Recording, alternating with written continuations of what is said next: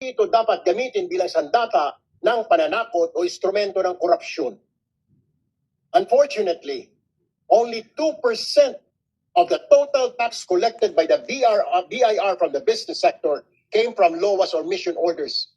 The 98%, ladies and gentlemen, from voluntary tax payments by the businesses. So ibig sabihin, Mr. Chair, 2% lamang ang pumapasok sa kaban ng bayan sa total tax collection. Yung the rest, 98% voluntary. So where did the rest of the collection go from these instruments? E di po sa bulsa ng mga examiner, RDOs at regional directors. Ganito po yung modus, Mr. Chair. 25% lang ng koleksyon kasi napupunta sa gobyerno yung may resibo.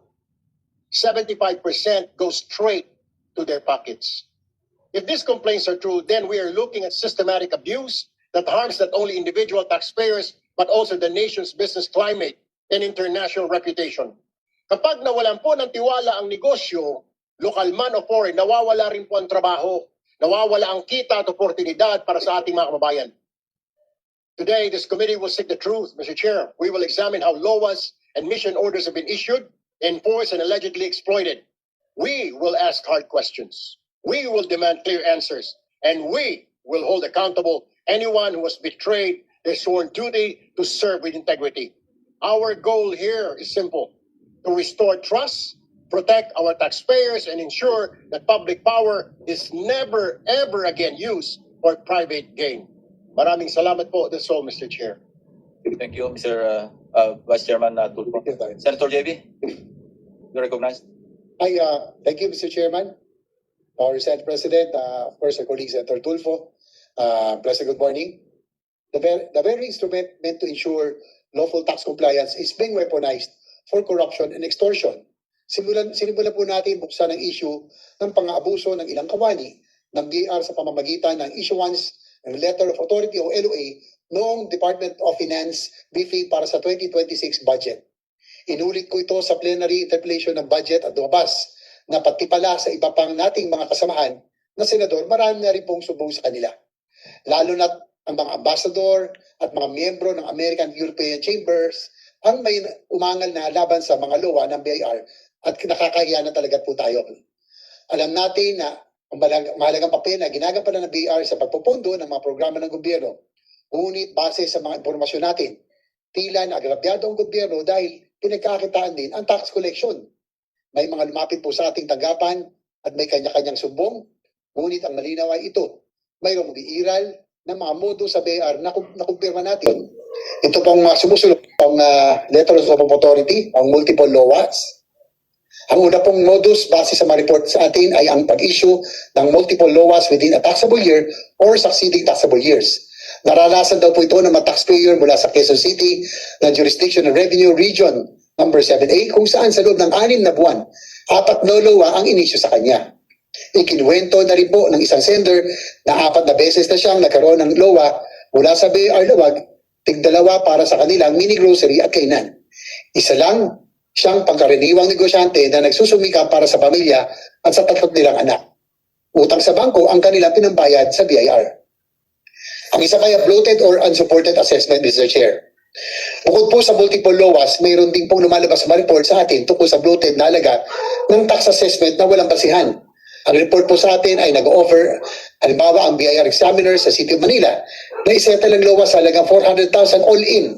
Dahil hindi sila pupayag sa hinihilagay, naglabas ang examiner ng assessment na umabot ng 13 milyon o 13 million pesos. At nakakapagtaka raw dito dahil ang gross sales lang ang nagnegosyo ay 12 million pesos. Hindi pa nababawas sa expenses pero mas malaki pa ang assessment kaysa mismong kinita. Wala rin sapat na suporta o baseng dokumento ang pinapakitang computation. Isang negosyante rin, Mr. Chairman, ang nag-report ng kanyang naranasan kung saan ang original assessment amount niya na umabot ng milyon ng halaga ay na-negotiate niya na bumaba hanggang 500 hanggang 800,000 na lamang. Sa halagang ito, 100,000 lamang ang may resibo at ang balanse ay sa bulsa na napupunta. Ang problema raw, taon-taon na siyang may LOA dahil pumapayag siya sa settlement na lamang. Naging cycle na tuloy ang extortion. Meron po nabanggit kanina rin po ang ating kasama si Senator Tulfo, yung po sa scheme, yung 70-30, minsan po ay 75-25 pa. Nabanggit ko na po sa ilang interview tungkol sa 70-30 na modus kung saan magit 70% ng halaga ng assessment na binabayar taxpayer ay nabubulsa ng mga taga-BIR at halos 30% na lamang ang may resibo at napupunta sa kaban ng bayan. May report din po sa atin sa negotiation pa lamang ay nakaset na ang compromise amount kung saan 20% to 30% lamang ang para sa gobyerno at ang remaining portion ay paghahatian na ng examiners, supervisors at higher-ups kung gaano kataas umabot ang kickback. Yan po ang dapat nating alamin. Ang isa pa ay extortion in the guise of compromise. Naranasan na isang korporasyon sa Bulacan ang modus na extortion in the guise of compromise. Sa impormasyon na nakarating sa amin, ang tax examiner ang mismong nag-aalok ng mas mababang halaga para sa 30 milyon na deficiency na inoffer na 1.2 milyon na lamang at 800,000 for the boys at 400,000 ang nasa resibo. Mas malaki po ang kickback kaysa sa resibo. Sa isang report natin, lantaran na tinatanong isang examiner kung magkano ang budget. Malaki o maliit ang isang negosyo target ka ng BIR at pareho po mga kwento ng mga business owners na ito nagagamit ang LOA sa harassment, coercion at pilit na negosasyon. Ang negotiation ay hindi upang ma-resolve ang tax deficiency, kundi ito ay upang masigurado ang halaga na mapunta sa kanila. Sa halip na tulungan natin ang ating mga kababayan na lumago ang negosyo, ginigipit pa ang pinagkakakitaan. Takot din po ang ating mga kababayan na magsubong sa BIR offices dahil sa pangamba na mas lalo sila pag-iinitan at gipitin. Mr. Chairman, sabi nga po nag-email sa akin sa kanyang LOA experience ay dalawang klase daw ang tax natin ayon sa BIR. Ang unang klase, magkano sa BIR at ang pangalawa naman, magkano ang sa amin. Nakakalungkot po na mula sa isang malaking ahensya gaya ng DPWH hanggang sa isang bureau katulad ng BIR, kanya-kanyang scheme, modus at kanya-kanyang scam na ang ating mga kababayan. Nagsimula sa floodgates, ngayon naman po ay LOA naman po. Mr. Chairman, we have to stop this culture of corruption that is now plaguing this country. Mr. Chair, maasa po ako na magiging ng committee na ito upang matigil na itong ganitong pang-aabuso sa ating mga kababayan. Makikinig po tayo at maghahanap ng mga kagutan at solusyon. Maraming salamat po, Mr. Chair.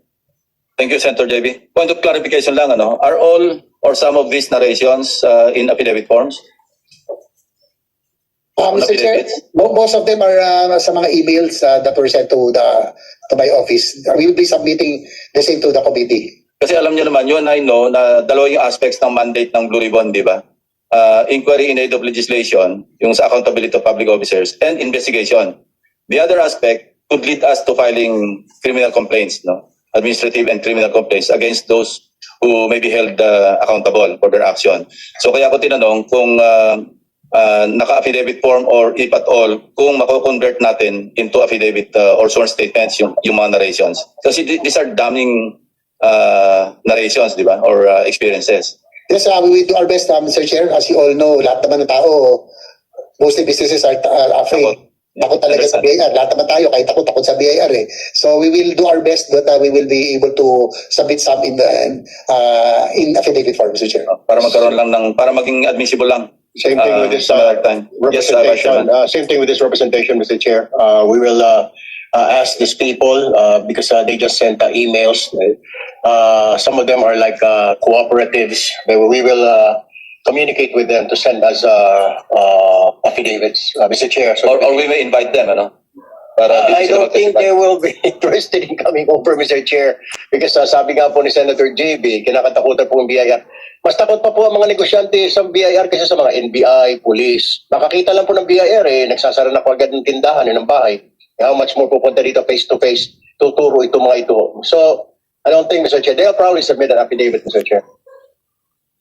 Yeah, for the information of the body, I personally invited Attorney Jimenez to join us this morning. Wala tayong invitation sa kanya eh. So in-invite ko siya kasi she stayed in the bureau, I think for the longest time, 6 years under the term of former the late President Aquino.